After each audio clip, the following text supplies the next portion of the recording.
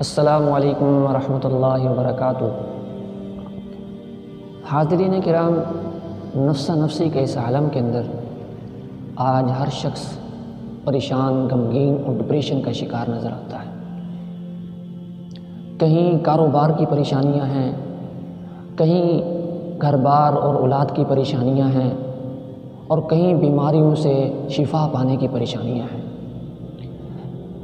یہ غم اور پریشانیاں اس قدر بڑھ چکی ہیں کہ ایک سروے کے مطابق اس پوری دنیا کے اندر سب سے زیادہ جو اموات ہو رہی ہیں وہ اس ڈپریشن کی وجہ سے ہو رہی ہیں۔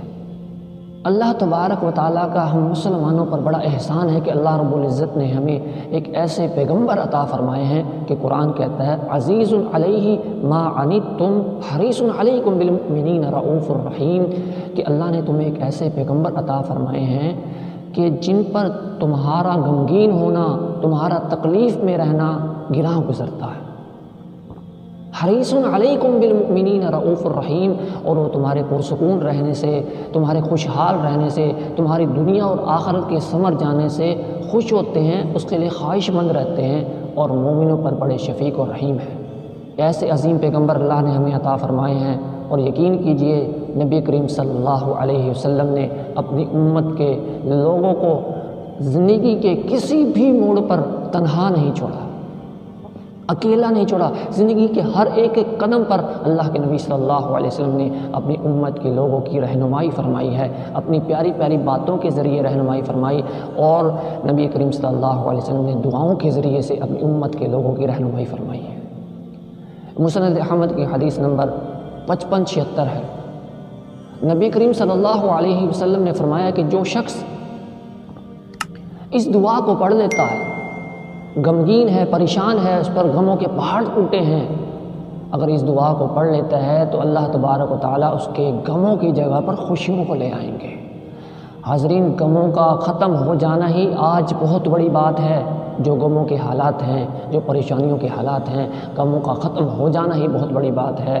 لیکن نبی کریم صلی اللہ علیہ وسلم کو اپنی امت کا اتنا خیال ہے کہ نبی کریم صلی اللہ علیہ وسلم نے ایسی دعا بتائی ہے کہ جو غموں کو صرف نہ ختم کرتی ہے بلکہ غموں کی جگہ پر خوشیوں کو لے آتی ہے۔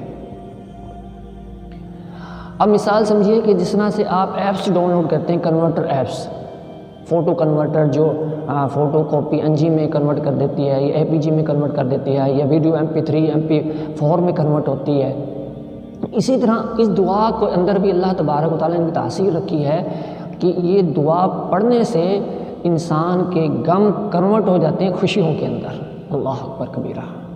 لیکن اس دعا سے پہلے یہ سمجھ لیجئے کہ اگر کوئی شخص یہ سمجھتا ہے کہ میں دعا بھی پڑھ کر دیکھ لیتا ہوں تو اس کے لیے دعا کا کوئی اثر نہیں ہے، کوئی کنورٹ نہیں ہوگی خوشیاں۔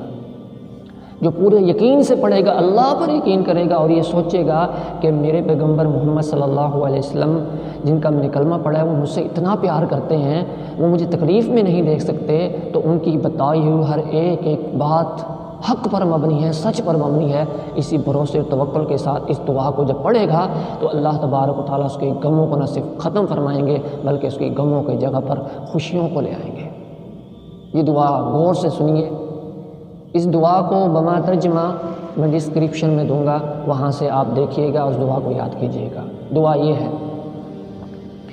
اللہم انی عبدک وابن عبدک وابن امتک ناصیتی بیدک ماض فی حکمک عدل فی قضاؤک اسألک بکل اسم هو لک سمیت به نفسک او انزلته فی کتابک او علمته احدا من خلقک او استأثرت به فی علم الغیب عندک ان تجعل القرآن ربیع قلبی ونور صدری وجلاء حزنی وذہاب ہمی۔ اللہ تبارک و تعالیٰ سے دعا ہے کہ اللہ ہم سب کے غموں کو دور فرما کر خوشیوں کو اس کی جگہ پر لے آئے۔ السلام علیکم ورحمۃ اللہ وبرکاتہ۔